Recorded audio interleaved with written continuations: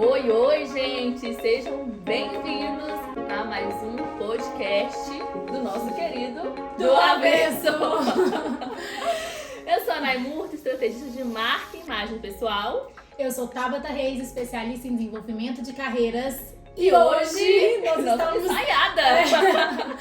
nós estamos muito honradas com essa presença dela, que tem tanto conhecimento para passar pra gente. Ela é neuroanatomista, professora de neurociências, palestrante, Lívia Rossi!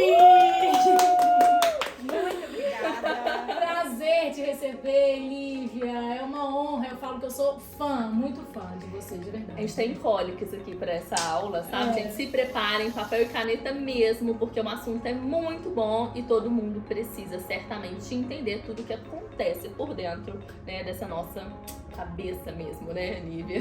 E eu me sinto muito honrada, alegre pelo convite. Muito obrigada. Conheço a Tabata, sei da sua generosidade.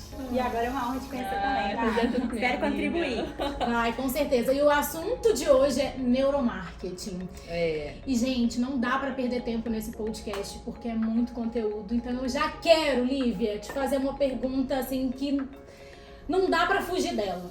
Por que a gente compra tanto? Qual é essa tomada de decisão na hora da compra? Como que acontece isso por dentro, né? Bom, essa é uma pergunta muito complexa. E não vai existir uma resposta simples para tudo isso. Na verdade, nada que envolve comportamento humano é simples, né? Então você vê que, já que você está perguntando por que a gente compra, toda vez que tem essa palavra porquê, nós estamos querendo entender as razões, né, pelas quais algum comportamento é impelido, ou seja, ele é feito. E aí, saber o porquê em neurociência é trabalho de décadas, de anos, especialmente quando a gente fala sobre consumo. Há reuniões de várias grandes áreas para a gente entender. Por exemplo, você tem gente da genética, você tem gente da psicologia, você tem gente do marketing, puro marketing para estudar, neurologistas. Então, eu já falei genética, né? Então, assim, são várias grandes ciências sociais que todas tentam responder, por exemplo, perguntas fundamentais, como a sua, que é de grande curiosidade nossa. Porque nós somos uma sociedade consumista. Exato. Né? Então, assim, Como, né? Consumir, comprar é do nosso cotidiano. Não tem como fugir disso e todo mundo compra. Agora, por que a gente compra? Então, para responder essa pergunta, assim, existem razões, já vou adiantando, tá? Existem razões que são mais concretas e existem razões que são mais abstratas. Então, por exemplo, eu posso comprar uma bolsa porque a que eu tenho está rasgada. Eu preciso carregar meus documentos, meu sombrinho, meu guarda-chuva. Necessidade então mesmo, eu tenho, clara. é concreto, entendeu? Certo. Mas eu tenho 15 bolsas no meu armário e ainda quero comprar mais uma. Eu quero uma Chanel. Então, o motivo, o porquê eu comprar essa Chanel é diferente. Ele é mais abstrato do que concreto. Diferente o caso B do que o caso A. Certo? Mas a circuitaria neural do nosso cérebro, a gente não sabe a história inteira. É muito bom eu colocar isso pra vocês, porque é muito fácil você abrir qualquer reportagem que tá escrito neuro alguma coisa e achar que já sabemos tudo. Mentira, tá? A gente tá só engatinhando ainda na compreensão de comportamento humano. Mas do que a gente tem, a gente já pode conseguir falar um pouquinho sobre esses processos de motivação, tá? De razões pelas quais a gente compra. Então não existe certo ou errado, você pode comprar a bolsa porque você tá precisando que tá rasgada ou porque você quer uma Chanel, é o seu desejo. Independente, nos dois casos ou em todos, existe razão. E qual que é essa motivação? Para falar disso, eu preciso primeiro definir o que é motivação. Quando a gente fala essa palavra, vem sempre assim, nossa, Joel J. Incentivo, né? Vamos lá, você consegue, tamo junto. Tamo junto, que é maravilhoso, né? Funciona, né? Funciona e eu sou super fã dessas pessoas que fazem isso muito bem. Porque sabe por quê? Porque, vê se vocês concordam comigo, hoje, a humanidade, ela tá sedenta de esperança. Sim. Né? Quando assim, eu dei aula por 14 anos dentro de universidade. Hoje eu sou professora dos meus cursos digitais, tá? Tenho meu próprio negócio. Mas por 14 anos eu dei aula para mais de 10 mil alunos. E de várias idades. E o que eu percebi é uma sociedade, é uma juventude que está perdida. E sem esperança, tá? Então, a gente precisa... quando você vê, igual eu brinquei do Joel J, quando você vê pessoas que têm essa capacidade de inspirar outras, isso é curativo. Então, assim, eu sou super fã de quem consegue fazer isso muito bem. Especialmente quem faz isso dentro de casa. Porque o que eu acho nojento é gente que é do vídeo pra fora inspirador. E quando a gente vai pro back, né, isso não acontece. Isso é péssimo, né? Mas se é aquela pessoa verdadeiramente inspiradora, sabe? Que motiva a gente, que bom que existe isso. Mas o que eu vou falar aqui não tem a ver com essas frases motivacionais, tá? Então eu vou falar de um assunto um pouco mais rígido, que é o comportamento no cérebro, o comportamento humano. O que a gente tem? Eu até fiz uma colinha aqui, gente, porque é tanto assunto que eu só não quero fugir muito. Então tem os principais pontos que eu não quero deixar de falar pra vocês, tá? Agora, deixa eu só te interromper, gente, pra vocês entenderem, assim, a importância disso tudo, né? A gente tava falando até em episódios anteriores, já a consciência de que todo mundo precisa vender. Nós somos todos vendedores, assim. Sim. E marketing nada mais, nada menos, uma ferramenta de deixar esse caminho claro, hein? De comunicar de maneira estratégica, assertiva, o que a gente quer vender, né? E aí vem todo esse conceito do neuromarketing, né? Pra explicar internamente como que esse processo vai acontecer e principalmente pra facilitar vocês aí do outro lado no caminho, na jornada de vocês. O que vocês podem fazer pra ativar esses gatilhos, talvez, né, Lívia? Sim, claro. E não há problema, a gente tem que ter orgulho de falar que a gente vende.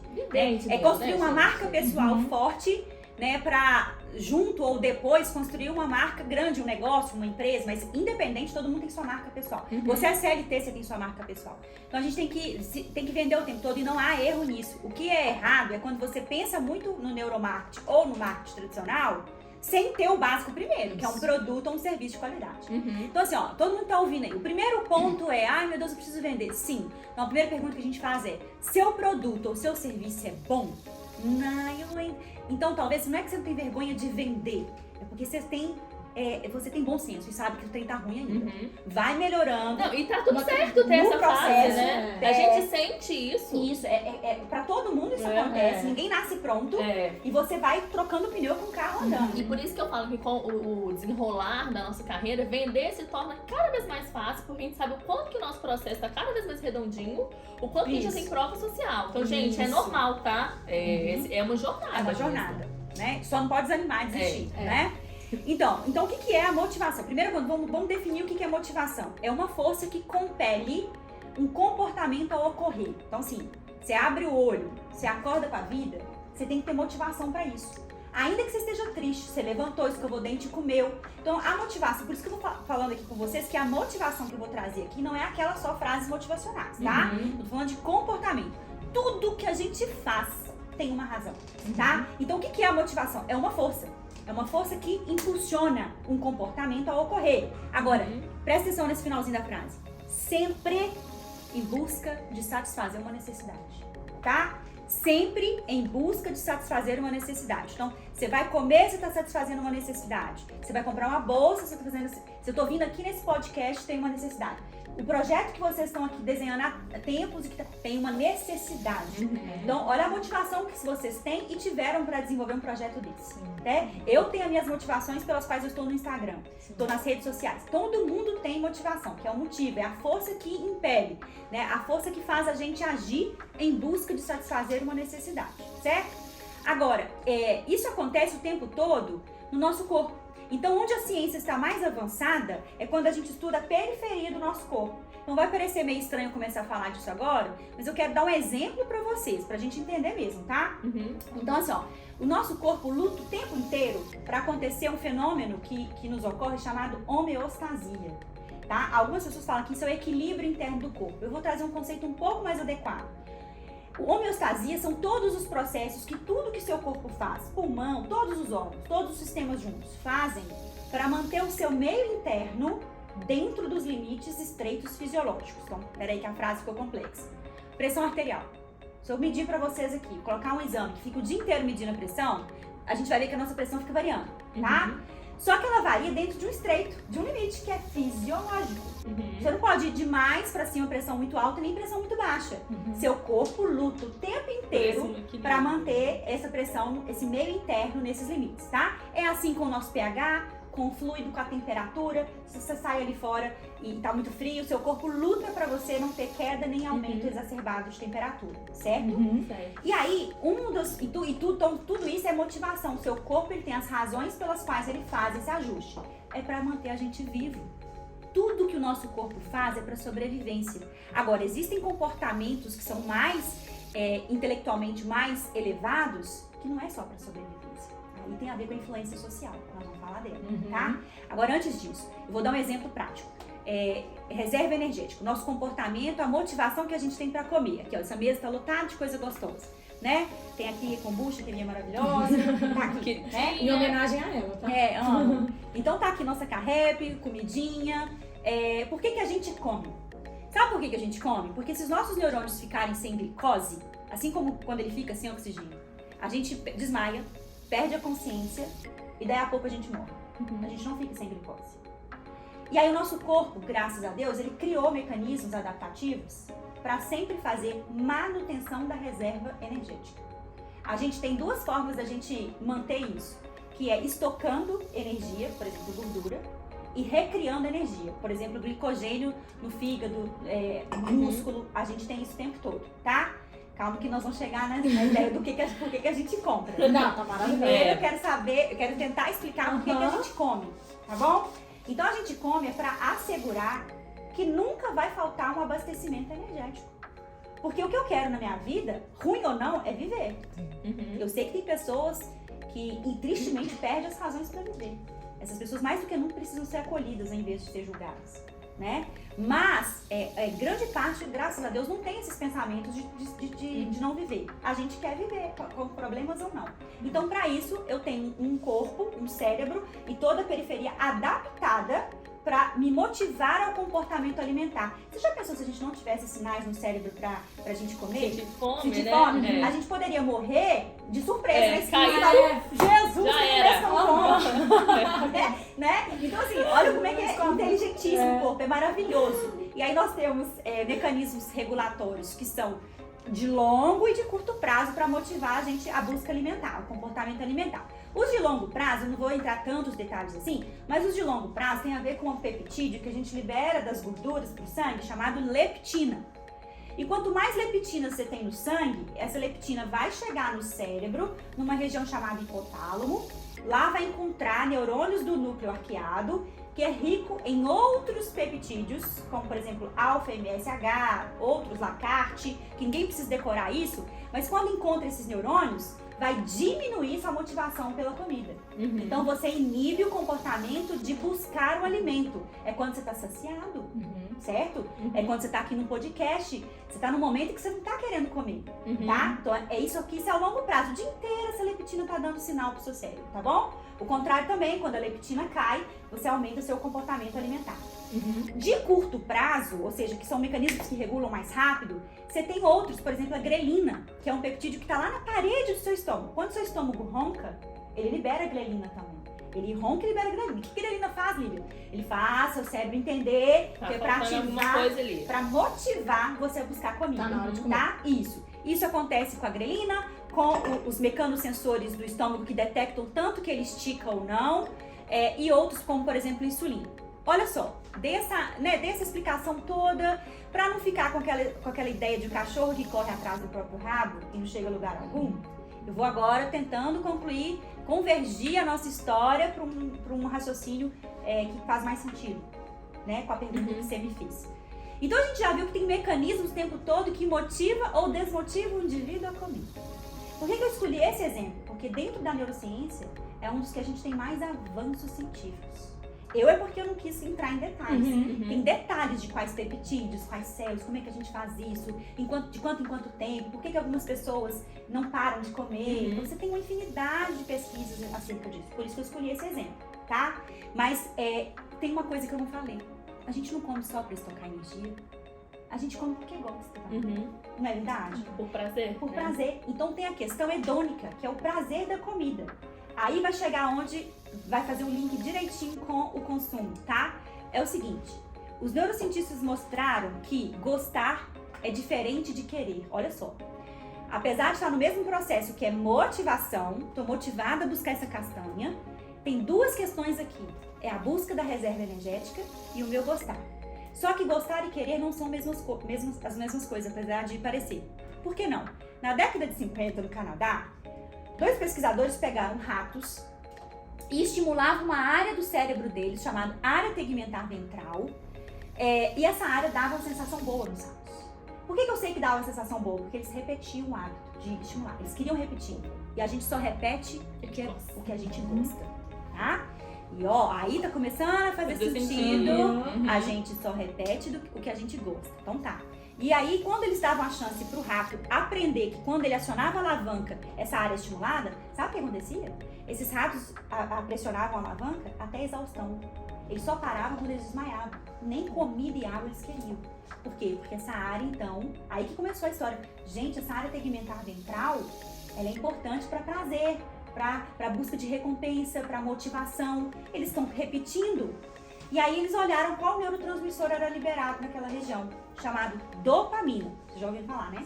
Tá, dopamina. Tá bom. Aí ficou, a partir desse estudo, que depois a gente viu que no ser humano também é essa mesma área, ficou como uma ideia, a inferência de que, nossa, quem dá a sensação de prazer pro nosso cérebro, né? Quando você se sente bonito, olha no espelho, comprei uma joia, quem dá essa sensação de prazer, ou quando você come uma coisa gostosa, é a dopamina. Só que não é. Na década de 90, outros pesquisadores, agora na Inglaterra, em Cambridge, eles fizeram outro estudo com macacos, muito interessante, e agora eu finalizo essa história, tá? De alimento, pra gente chegar onde a gente quer. Olha que estudo legal. Eles pegaram os macacos no espaço que eles estavam acostumados e acendiam uma luz. E registrando no cérebro o que estava acontecendo nessa área que eu falei. Quando se acende uma luz, nada acontece com a dopamina do macaco, né? Porque a luz não é um sinal de nada muito diferente. Ninguém fica reparando que a luz está acesa. Eu não vou ficar vibrando, né? A não ser que eu esteja numa caverna, não sei quantos dias e vejo luz, tá? Porque isso é uma outra coisa, que a gente dá valor quando a gente perde, né? Gente, são várias variáveis, né? Muitas! Por isso que não existe resposta simples, sabe? Muito. Mas aí, que eles pegavam esses macacos, acendia a luz, nada acontecia com eles. Mas aí eles começavam, aí dava suco pro macaco, nesse mesmo ambiente. E suco tem glicose, tem açúcar. E macaco não é bobo, gente. Macaco não é bobo, não. Ele quer glicose, é gostoso. E aí, eles tiveram a oportunidade de aprender que toda vez que acendia a luz, vinha o suco, tá? Vinha uma mamadeira com suco. Então agora eles foram condicionados. Luz, suco. O mais impressionante é que depois que eles aprendiam, e tudo na vida é aprendizado, ninguém nasce querendo bolsa. A gente vai aprendendo a partir da sociedade o que a gente vai consumir. Quando eles aprendiam que luz estava associada àquilo que ele gostava, que era o suco, agora quando acendia a luz, já liberava dopamina no cérebro. Nessa área tegmentar ventral que fazia ele buscar o suco. Não precisava nem ver o suco. Por quê? Porque ele já esperava a recompensa. Toda motivação espera uma recompensa. Você só faz esse podcast porque você está esperando uma recompensa. Tá? Eu vim aqui porque eu espero uma recompensa. Ai, Lívia, que coisa estranha. Coisa tudo interesse feia. Não, é feio. Isso é o que acontece conosco, tá? Inteiro, né? É o tempo inteiro. Porque a gente quer sobreviver e estar bem na vida. Isso é maravilhoso. Tá tudo certo. Né? Então, olha só. Aí eles aprenderam isso. O interessante é que quando vinha o suco, não é a dopamina que a gente libera, são outros neurotransmissores. Então, essas pesquisas mostram coisas interessantíssimas. Eu vou resumir. Primeiro, que a dopamina não está associada ao gostar. A gente achava que a dopamina que delícia. A dopamina faz a gente buscar. Tudo na vida. Dopamina faz a gente buscar. É o querer que é diferente de gostar. Quando você machuca por doença ou por lesão essa área no cérebro do humano ou do macaco, por exemplo, quando você estraga essa área, sabe o que acontece? Eles continuam adorando a castanha ou a carrepe, ou o suco. Você dá o suco pro macaco, ele lambe os lábios, ele gosta, mas ele não busca. Ele só vai comer se você enfiar na boca dele. Então, porque o que falta é dopamina. Então a dopamina faz a gente querer, não é o que faz a gente gostar. E tudo na vida, todos os nossos comportamentos, sejam os fisiológicos, como por exemplo comer, sejam os comportamentais, como por exemplo comprar, tudo espera uma recompensa. E tudo precisa desse querer, esse buscar, né, ajustando essa expectativa da recompensa. Outra conclusão interessante desses pesquisadores é que quando eles queriam enganar esses macacos, né, quando não vinha a mamadeira, só vinha a luz, mas não vinha a mamadeira, eles não iam em busca.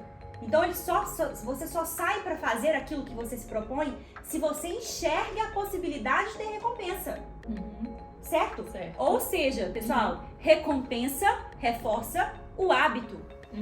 E isso não funciona só para sucos e macacos. Isso funciona pra tudo na nossa vida. Se recompensa reforça o hábito, se você tem agora uma fase da sua vida que você quer criar um novo hábito, você vai ter que pensar nisso, em ajustar suas expectativas e trazer recompensas que são no meio são micro-etapas, sabe? Micro-conquistas. E fala muito isso, é muito mais fácil a gente pegando, dividir em micro-metinhas e falar, yes, mais uma. Yes. E vai indo, porque isso. você tá sentindo ali a recompensa, né? Nath, você vai sentindo. É isso, e assim, é tão importante a gente falar isso, E faz muito porque sentido. porque assim, sem dopamina, a gente não é uma questão assim, nossa, a Lívia não quer nada com dureza, sabe? Porque se você não ficar atenta a esse tipo de detalhe, você desanima. Porque os desafios são imensos. E não é só pra você que tá ouvindo, é pra todo mundo. Você vai olhar um cara gigante na internet hoje, um cara gigante na sua área. Ele tem até hoje seus perrengues e no início foi muito mais. Então, assim, pra todos nós, a gente tem que pensar nessas micro recompensas, porque olha só, quando os desfechos, tá? Quando o comportamento leva a desfechos que são tão bons quanto eu esperava ou melhores, isso tende a repetir. Quando os desfechos são piores do que eu imaginava, isso não tende a repetir. Então, eu preciso, se eu quero criar um hábito na minha vida, se eu quero me posicionar melhor, construir uma marca pessoal, por exemplo, mais forte, eu tenho que pensar nisso. Vai ter desafios muito grandes no caminho. E eu preciso, então, colocar recompensas para eu ficar feliz e para eu me manter motivado. Para eu sempre ter dopamina para não desistir do meu plano ou do meu sonho, tá? Isso é pra sempre. Então, assim, ó, recompensa reforça o hábito. Se isso é uma verdade, vamos pensar numa pessoa que quer emagrecer, tá? Ou que quer construir um corpo maravilhoso, né? Então, Sabrina Sato. Depois vocês podem dar outros exemplos seus, mas veja só. Quando você começa... Por que as pessoas desistem antes de ter o corpo da Sabrina Sato? Porque não é de um dia pro outro. E aí, como não é de um dia pro outro, você não enxerga a recompensa. Quando você começa a fazer uma atividade física, se você não tem o hábito, você está criando um novo hábito, começou a fazer atividade física, as recompensas não são visíveis. Porque no início ela é intracelular. Você está melhorando mitocôndria, estresse oxidativo, você está melhorando a vascularização do tecido. São todas as mudanças que são periféricas e microscópicas. Como o cara não enxerga, porque você tem que ter no mínimo 6 semanas de treinamento. Não, e mais, o cara não enxerga e não tem ninguém pra trazer essa consciência, né? Isso. Porque se tivesse alguém do lado, assim, parabéns. Tá tudo igual, mas internamente melhorando. A pessoa fala, né? Por isso que eu vi um podcast como esse, pode ajudar, e cada um no seu hábito, entendeu? Mas porque você tem que entender. Inclusive, essa é uma das minhas missões, assim, com o meu trabalho digital, sabe? É mostrar para as pessoas como é que é o cérebro e com esse comportamento. Porque quando a gente sabe, quando a gente conhece mais os nossos processos, a gente tende a fazer melhores escolhas. Por quê? Porque não é tão às cegas assim, sabe? Então tem essa percepção, como se fosse um amigo virando e falando, calma que é assim mesmo. Calma, é assim mesmo. É microscópico. E as pessoas também, muitas das vezes, elas fazem sem ver o sentido daquilo. Então, por exemplo, quero fazer atividade física. Vou começar 5 vezes na semana, a pessoa nunca fez nada. E aí, de repente, ela começa em qualquer atividade física, 2, 3 dias, tipo... Não gosto, isso não é pra mim, tô dolorida. Aí fala, nossa, fiquei doendo demais. Tá, para. Ficar dolorida faz parte do processo. Uma hora vai parar de doer dessa forma. Gente, e aí você vai ter que voltar e pensar assim, qual foi a minha intenção positiva mesmo quando eu comecei? Foi essa, então é por isso que eu quero continuar. Exato. Né? E aí, tá, olha só o que é importante a gente fazer no meio desse processo. Além disso, de entender, sempre voltar nas razões, é o porquê de novo. Né? Que é o que você acabou de falar, sempre tenta voltar. Por que mesmo que eu tô fazendo isso? Porque, além disso, tá? O que é pensar? Nas recompensas que não são aquela final, que é o corpo da Sabrina Sato. Mas você tem que entender, cara, que existem outras recompensas secundárias. Sim. Como, por exemplo, você não tá vendo ainda seu quadríceps, né, saliente, mas você tá dormindo melhor. Poxa, que isso bom, é uma né? baita de uma recompensa. Você não tá ainda com seu bíceps delineado, mas você está com um humor melhor. E isso traz mais harmonia para sua casa. Seus filhos agradecem por isso. Seu marido, sua relação tá melhor. Você controlou o estresse. Você trabalha melhor agora que você faz atividade física. Sua memória melhorou. Então você não tem ainda o corpo da Sabrina Sato, que é a sua grande recompensa. Mas você tem que se mirar nas recompensas secundárias. Porque senão desiste, gente. Ninguém vira um Thiago Nigro de uma noite por dia. Eu quero investir dinheiro agora, tá? Não. Você acha que com 3 meses você vai virar Thiago Nigro? Não! Se você não tiver micro recompensas, você não vai virar ele. Eu falo virar ele, vocês virar o Thiago assim, né, como referência. Ninguém tem que ser a outra pessoa, né? E o mais assustador disso, que eu acho que você vai concluir, eu tô aqui anotando e né, já processando, é que no fim, o querer pode começar a virar um gostar. Porque você começa a ter as micro-recompensinhas. É isso! E aí você começa a gostar. Aquilo que era muito duro. Você quer... O que eu falei? O macaco tende a repetir, né? O rato tende a repetir aquilo que é bom. Se você começa a enxergar o que é bom naquele hábito novo, você tende a repetir. E aí vai repetindo até que aquilo você fala, não consigo mais ficar sem atividade física. Não consigo mais ficar sem minha kombucha, sem minha alimentação saudável ou sem outra coisa. E quem tem dificuldade, que é um desafio, escuta pessoas falando isso, né? Tipo, não consigo ficar sem atividade física, não consigo tomar sem a minha kombucha. Fala, que louca. Deve ter, né? De onde que veio o ser humano. Você tá meio paranoico. Ou senão lá vem aqueles gurus lá pagar, né? De perfeitinho. E na verdade tem essência. Tá a explicação, assim, que tem tudo tem um porquê, né? Tem. E assim, aí eu até anotei isso aqui pra não deixar passar. Uma outra coisa que eu acho que é importante a gente tocar também é que as nossas recompensas no mundo moderno têm sido muito materiais. E elas têm que ser materiais porque, afinal de contas, a gente tá na Terra e isso aqui é matéria. Tá? Né? Roupa, matéria, mesa, matéria. Eu preciso da matéria, material. Só que eu acho que a gente também tem que direcionar o nosso olhar para recompensas que são sobrenaturais. Recompensas que são, para algumas pessoas que acreditam, por exemplo, espirituais, mas que são mentais. Eu não quero nem ir pro lado espiritual, mas que são mentais e não só materiais. Olha só, vou dar um exemplo prático. Quando eu fazia fisioterapia, que é a minha formação, apesar de eu não exercer clinicamente, quando eu fiz fisioterapia, é claro que lá no curso, o que eu queria, qual que era a minha recompensa, eu motivava a estudar porque eu queria trabalhar e me sustentar, o meu dinheiro ser proveniente da fisioterapia, né? Essa era a minha recompensa. Só que antes disso, eu fiz um projeto chamado Projeto Rondon Minas. Não sei se vocês conhecem, eu acho que nem existe mais. Mas era da PUC, era um convênio que tinha com a PUC, e a gente foi pro Vale do Jequitinhonha. Eu fiquei numa cidade chamada Virgem da Lapa, eu fiquei 17 dias lá. É uma cidade do Vale do Jequitinhonha que tem as suas vulnerabilidades sociais, pobreza, etc. Mas nem era tão assim, Virgem da Lapa, uma cidade boa. A zona rural, a situação era caótica. Eu vivi coisas ali, e realidades que me marcam, tem mais de 17 anos. Eu vivi realidades ali que eu nunca mais esqueci. E eu voltei entendendo que ali era a minha maior recompensa. Então, o dinheiro era importante. Mas como eu não ia ver o dinheiro tão cedo, porque eu estava no meio do curso, entende? Como é que e é desgastante fazer um curso tão longo? Quais eram as recompensas que eu tinha para chegar lá? Era uma viagem como essa, por exemplo, que me ensinou mais do que meu doutorado. Eu fiz 4 anos de doutorado em CB aqui na UFMG, fui pra fora, apresentei trabalho na França. Claro, sou super feliz, amei a experiência, obrigada. Eu aprendi muito mais no Rondon, sabe? Por quê? Porque são as recompensas não materiais. Eu não tô dizendo pra gente esquecer o material, seria hipocrisia minha, porque eu não quero esquecer, tá? Eu tenho minhas metas materiais e não são baixas. Mas o que eu quero trazer aqui pro ponto gente, vão aterrissar, pés no chão e sim, a cabeça, o olhar voltado pro céu. Então o pé no chão, conectando a gente com o que é material, mas tem algo a mais. Então se você começar a pensar nessas recompensas, que não são só materiais, talvez vai te ajudar nessa construção de um hábito. Por exemplo, eu tenho um outro exemplo aqui, eu vou deixar vocês falar também, né? Mas, por exemplo, à vontade. A gente tá aqui, aula, aprendendo. Eu já tenho 30 páginas aqui. Eu vou falando. Sabe aquela pós? Check, te falei. Ai, gente. Mas olha só, eu não fui aquela pessoa incentivada desde criança, eu não tive incentivo à literatura clássica, tá? Não tive. Então, assim, o que eu falo que é literatura clássica? Livros grandes, como Tolstói, Dostoiévski, Dante, eu nunca li. Homero, nunca. Eu li Machado de Assis, José de Alencar, no máximo.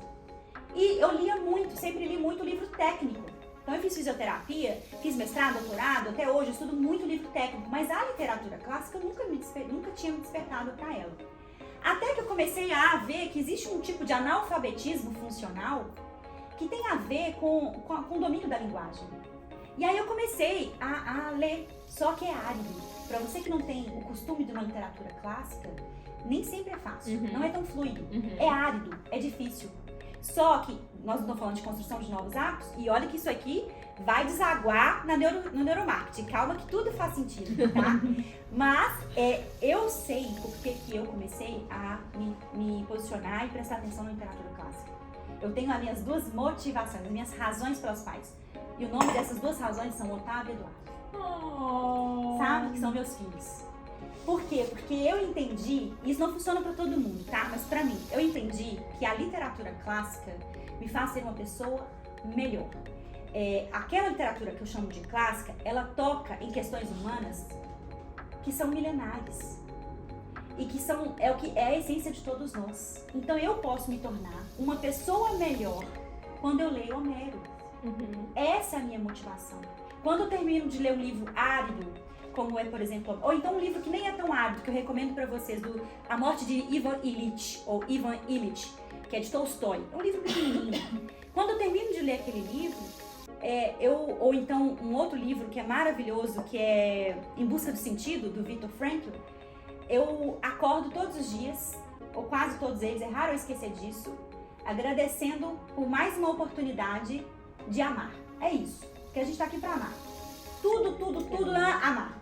Então, isso é a minha micro-recompensa, sabe? Então, nesse sentido, assim, cada um vai aqui pensar no seu hábito, ou hábitos que vocês construíram, tem as razões pelas quais a gente faz, né? E então, gente, tentar, no meio do processo, trazer esses tipos de recompensa para que a gente não desista no caminho, tá? E ao invés de sempre, né, que a gente sempre fala, né, tal, acho que conversa muito com os nossos processos, enfim, é importante a gente olhar pra gente, se reconhecer, porque às vezes você tá lá copiando o coleguinha porque tá fazendo aquilo, e ele tem as próprias motivações, o próprio programa de recompensas pra ele que faz sentido pra ele. O que você vai fazer? Você vai se frustrar em 2 semanas, porque pra você não faz sentido, você não vê recompensa em nada, e no fim você vai levar um negócio e fala, meu Deus, sou lixo, né? Porque o negócio comigo não funciona e com todo mundo funciona, mas é claro, criatura. Né? Não é sobre você essa iniciativa. Exato. E aí você tem que ter aquele silêncio que você falou de autoconhecimento, vocês falaram aqui com outros convidados também sobre autoestima, autoconhecimento.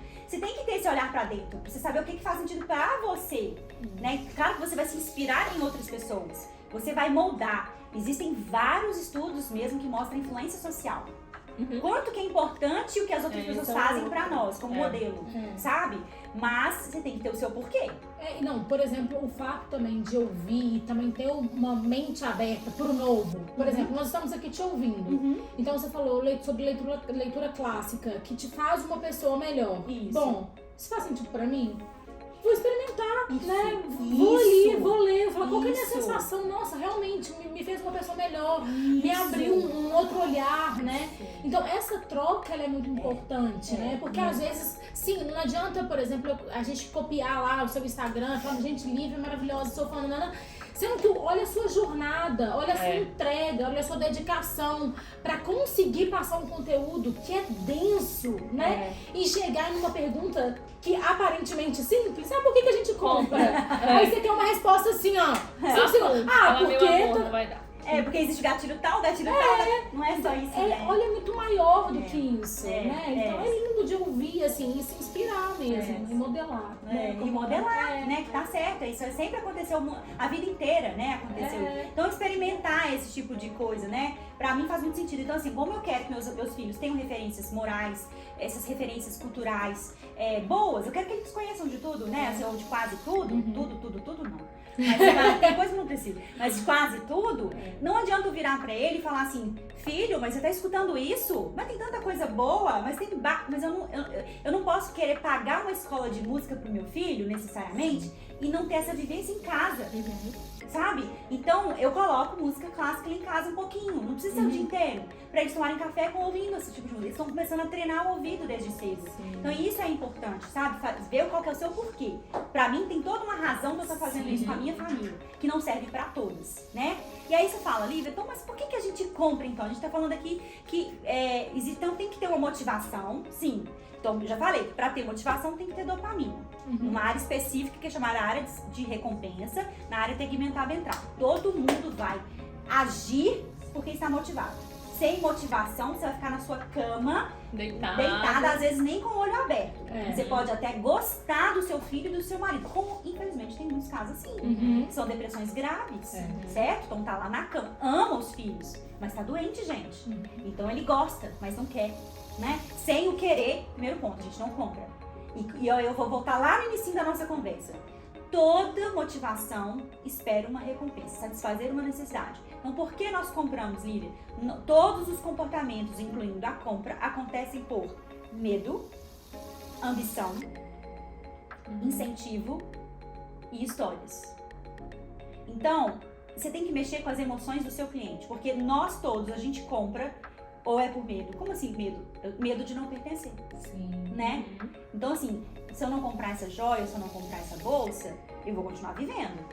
Porque não é a questão de estocar gordura, certo? São mais abstratos. Mas só que eu não pertenço. Certo? Então, tem pessoas que vão usar disso e o neuromarketing vai trazer esse tipo de ferramenta. Eu vou falar daqui a pouco só sobre ele, assim, o conceito dele. Mas a gente precisa chegar nesse ponto de entender qual que é a razão por trás daquilo. Então, assim, a gente compra por medo. Medo de não pertencer. Tem pessoas que usam disso para fazer, por exemplo, copy, tá? Um infoproduto, por exemplo. Saiba por que essas 5 empresas quebraram. Quais são as principais 5 razões de falência nos 2 primeiros anos de qualquer empresa. Pô, você olha aqui e você fala, eu não quero quebrar. Eu não quero. O medo de quebrar te faz entrar nesse infoproduto. Você consome aquele conteúdo. Então, você pode trabalhar o medo, porque o medo faz as pessoas comprarem, tá? Nós todos. Ou então é a ambição, são os desejos. É desejo. E só um parênteses, eu li um artigo falando que o medo de não pertencer é maior do que o medo da morte, né? Fizeram uma pesquisa que as pessoas têm mais medo de não pertencer a algum grupo do que morrer. Olha então só. Pensa, né? Né, esse gatilho, de fato, ele é importante. E pra quem não sabe, gente, só pra copy, são aquelas frases de impacto, assim, né? Que vocês veem em posts, assim, que te chamam. Né? Ter esses, né, estruturados pra, enfim, os objetivos finais de conversão, etc. Isso. Então, o medo, ele é uma emoção importantíssima que compele passar o cartão. Vou lá e pago, entendeu? Ai, comprei. O desejo, ele é muito forte. Então, você tem o desejo... Por que o desejo é tão forte? Porque nós vivemos em sociedade, somos seres sociais e precisamos dos outros. Tanto é verdade que sofremos muito na pandemia. Nós somos seres sociais, tá? Então, a influência social, gente, ela é fortíssima. E isso a partir de estudos que são robustos na neurociência. Olha o que a gente tem. A gente tem estudo com neuroimagem, a gente tem com modelos computacionais, matemático, para fazer esse estudo preditivo sobre o poder da influência. E aí você faz pesquisas como, por exemplo, pega 185 participantes e coloca assim, ó, você vai escolher uma alternativa, tipo um tipo de comida, tá? E aí depois que a pessoa escolhe, ela vai ter a opção de ver o que o outro grupo escolheu, outras pessoas. Aí você tem a terceira fase do estudo. Quer mudar o seu? A maioria muda. Né? Então, assim, o poder da influência social. Olha que interessante. Quer mudar? Aí às vezes muda. É igual escola, né? Você tá lá na prova e você tá lá, ai meu Deus, e você sempre vai mudar a resposta que você ia acertar na prova. Você viu o coleguinha do lado, todo mundo, você tá na BA, trocar esse negócio. Você troca. Não, óbvio que é a B, né? Gente, mas isso é tão real, eu fico pé da vida se eu peço um prato, o Bernardo tem que pedir o mesmo prato que o meu. Porque os deles sempre parecem mais atrativos que o meu. Não, e às vezes a gente perdeu. Você teve ali na minha frente, você vai não mudar, que aí você não perde. Eu falo, vamos escolher o mesmo prato, por favor, porque senão eu vou querer o seu, eu tenho certeza que eu vou querer o seu.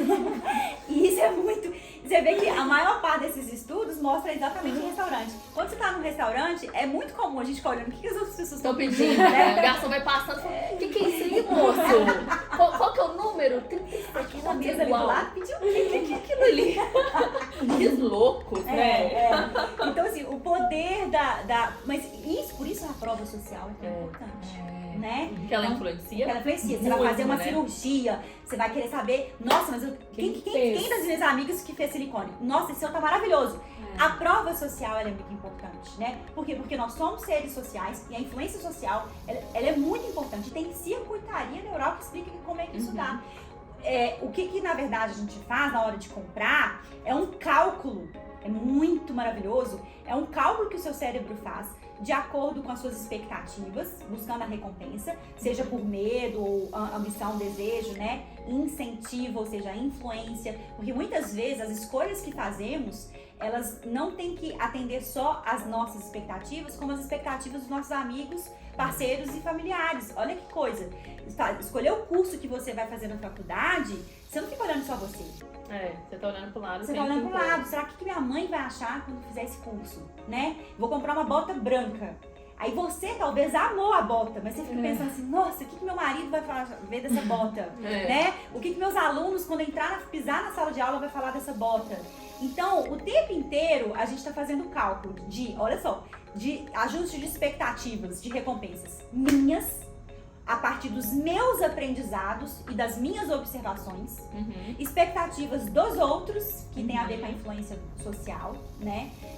E com o poder que a opinião dos outros também importa. E a gente faz um cálculo de erro, de predição mesmo, do que o futuro dá de recompensa. Porque o nosso corpo, ele trabalha para você errar menos.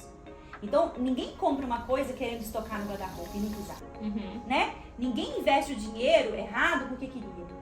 Em geral, a gente sempre faz um curso, a gente vem fazer um podcast, a gente sempre quer melhorar. Só que a gente erra nesse caminho, é normal. Talvez eu vou cair na garra de alguém que não é tão legal assim pra fazer parceria. Só que isso vira aprendizado. Sim. Pra quem é um bom aluno, tudo na vida é escola. Eu amo isso. Não, faz todo sentido. Tudo é escola. Então isso vai virando aprendizado, porque da próxima vez que eu for escolher uma bolsa, ou fazer uma cirurgia, ou ir num podcast, aquela dor que eu tive lá atrás, com as expectativas das novas pessoas que estão na minha vida, o que tá na moda hoje, tudo isso eu vou fazer um cálculo, tá? E aí você tem os marcadores somáticos no seu corpo que te faz ter sentimentos agradáveis ou desagradáveis. E aí eu tenho, assim, estudos de neurociência que mostram que 7 segundos antes de conscientemente você decidir, seu corpo já decide pra você. Isso a gente tem duas áreas importantes, chamadas núcleo accumbens e amígdala no nosso cérebro, que dependendo do que, sei lá, acende 7 segundos antes da sua consciência, fala, eu vou comprar. 7 segundos antes, seu já tá decidido. Já tá decidido. Então aí, por que a gente compra? A resposta é muito complexa.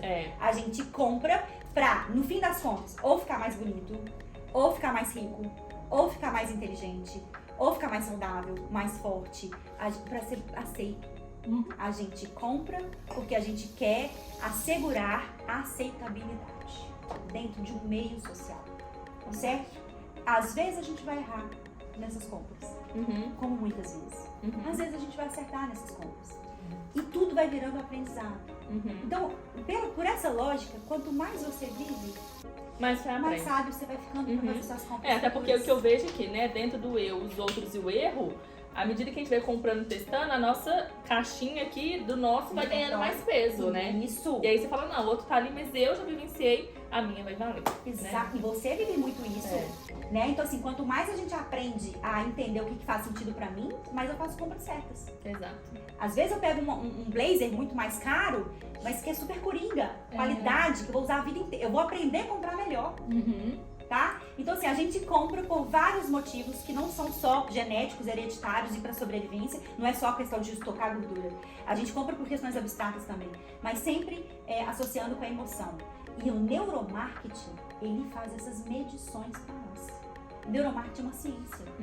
Que dentro de um laboratório, ele vai prever a efetividade de um produto ou serviço.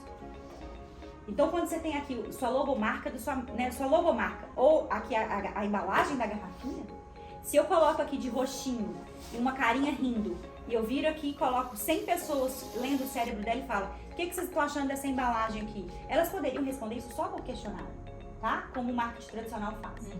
Só que a gente descobriu que para você gostar de um produto ou desgostar, ou você engajar, ou você repulsar, sair, não é consciente, você não consegue responder por que não gostou, por exemplo. E aí a gente vê só no neuromarketing, que é um tipo de ciência que mede emoção, retenção, que é memória, e a atenção do indivíduo, a gente consegue ver o engajamento. E eu consigo, então, testar 3 embalagens antes de colocar aí, sei lá, R$1 milhão pro meu produto.